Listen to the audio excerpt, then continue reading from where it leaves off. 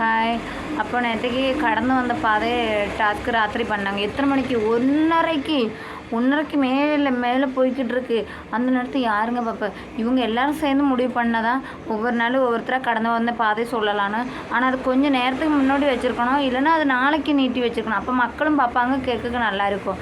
சாயந்தரம் சொல்கிறாங்க, விக்ரமும் தூங்குதாரு, கமருதீன் தூங்குதாங்க, பார்வதி தூங்குதாங்க, நிறைய பேர் தூங்க தான் செய்கிறாங்க. அது கேட்க முடியாது. அந்த நேரத்தில் ஒரு ஆள் ஒரு கதை சொல்லும்போது கேட்குக்கு இது இருக்கணும். எல்லாருமே தூங்குதாங்க. அந்த இடத்துல எப்படி கேட்க முடியும்? அவங்கவுங்க சோக கதையும் எல்லாம் வாழ்க்கையில் நடந்து வந்த கதையெல்லாம் சொல்கிறாங்க.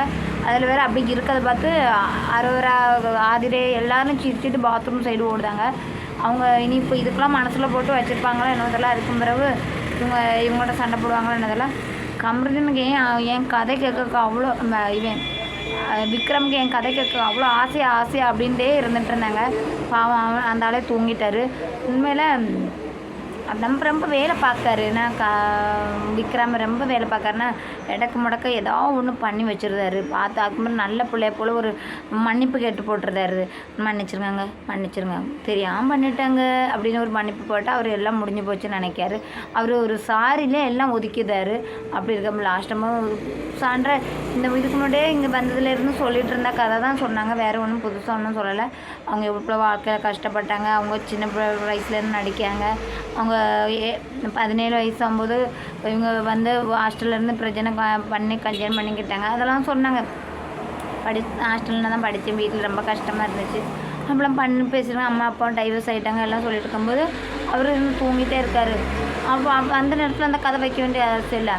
இவங்களுக்குள்ளே உள்ளே சொல்லியிருக்கலாம், இனியும் ஒரு நாள் இருக்கலாம், பாதியே வச்சுக்கலாம்னு சொல்லலாம். அவங்க அது இல்லாமல் கடந்து வந்த பாதை அப்போ அந்த நேரத்தில் சொன்னாங்க. பின்ன கனிக்கும் சான்றைக்கும் சண்டை வந்துச்சு. அதுக்கு முன்னாடி கனிக்கும் சான்றைக்கும் சண்டை வந்துச்சு. அதுக்கு மேலே திவ்யா ஒன்று இவங்க கனிக்கும் சான்றைக்கும் சண்டை நடக்குது. அடுப்பங்கரைக்கு போகிறாங்க. அங்கே என்னதோ பார்த்து பயந்துருந்தாங்க. அது எனக்கு தப்பாகவே தெரில. இதே அந்த பொண்ணுக்கு பேசக்கூடாதா, அந்த பொண்ணு தப்பு பண்ணக்கூடாதா, அந்த பொண்ணு ஒன்றும் பண்ணக்கூடாது. கமருதீன் வாயை விட்டுட்டாரு. ப்ளூஸ் மாதிரி கத்துதி அப்படின்னு சொல்லிட்டாரு. அது எல்லாத்துக்கும் பிடிக்கணும்னு இல்லை, அப்படி தானே? சாண்ட்ரா கனி திவ்யா அந்த சாண்ட்ரா பார்த்து ஷீன் சொன்ன ஒரு வார்த்தைக்கே அவங்க அவ்வளோ பிடிச்சாங்க. லூஸ் மாதிரி கத்துதுன்னு சொன்னாக்கு அவங்க கூட பேசிக்கிட மாட்டாங்க. பிறகு ஏன் அது அந்த வார்த்தையை அப்படி போய் சொல்லணும்? அவங்க கத்துதாங்க, கத்தாமல் போகிறாங்க, மண்டே உடைக்காமல் போகிறாங்க.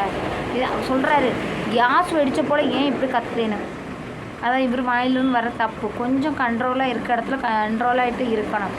போன வாரத்தில் அப்படி தான் வந்துச்சு, கிடச்சிச்சு நல்லா. இன்றைக்கி அது எப்படி வந்திருக்கு. அப்போ எல்லோரும் தூங்கிட்டாங்க. அப்படி போதும். அப்படி அந்த நேரத்தில் அந்த கதை வச்சுக்கலாம். கொஞ்சம் லைட்டாக காலையிலையோ மறுநாளோ வச்சுருக்கலாம். எல்லோரும் தூங்கிட்டாங்க. இனிமேல் அதுக்கு என்னெல்லாம் சண்டை வரப்போதோ என்னவோ தெரில. ஆனால் கமருதீனுக்கும் திவ்யாவுக்கும் நல்லாவே முட்டிக்கிடுது. ஒரு இதுலேயும் வரல. பின்ன இப்போ ஒரு ப்ரம்ம வந்திருக்கு. அந்த ப்ரம்மையில் நம்ம அரோரைக்கும் அரோரா எம்ஜிக்கும் சண்டை வருது. இவர் அவங்க மராட்டா டான்ஸ் விளாண்டுட்டு இருந்தாங்கல்ல, அந்த இடத்துல இவரே முடியாதுன்னு சொல்லிட்டு போயிட்டார். அப்போ ஏதோ டிஸ்கஸ் நடந்த இடத்துல விக்கல் ஏதாவது போட்டிருப்பார், பொம்பை ஏதாவது போட்டிருப்பார். அதில் எம்ஜே நம்ம அரோரே பிடிச்சிட்டா. நான் மாத்திரமா சொன்னேன், விக்கலும் சொன்னார், அவர்கிட்ட போய் ஏறிட்டோம், ஏன் என்கிட்ட ஏறிக்கிட்ட வரான்னு ஒரு மாதிரி பேசுகிறாங்க. அப்போ நீ எல்லாம் கேப்டன் ஆகிட்டா நீ கத்திட்டே இருப்பியே. நீ இவர் கேப்டன் ஆகும்போது இவர் ஒன்றுமே பண்ணலை. அடுத்தவங்க கேப்டன் ஆகுனா எதாவது பண்ணிடுவாங்கன்னு பயப்படுத்தாரு. இவ்வளோ ஆளான்னு பாருங்கள். அவர் மற்றவங்க அதுதான் ஏதாவது சொன்னால் நீ அவங்கள நீ டவுன் பண்ணிகிட்டே இருப்பி அப்படின்னு சொல்லி போடுதாங்க. நல்லா போட்டு வாங்குறாங்க. அதை இவங்கள நம்ப முடியாது. ஏன்னா அரோரையும் எம்ஜி நம்ப முடியாது. கொஞ்சம் நேரம் கழிச்சோன்னே இப்படி ஆயிடுவாங்க. அதனால் நம்ம நம்பவே கூடாது. அதனால் அவங்க விஷயத்தில் தலையே போடக்கூடாது.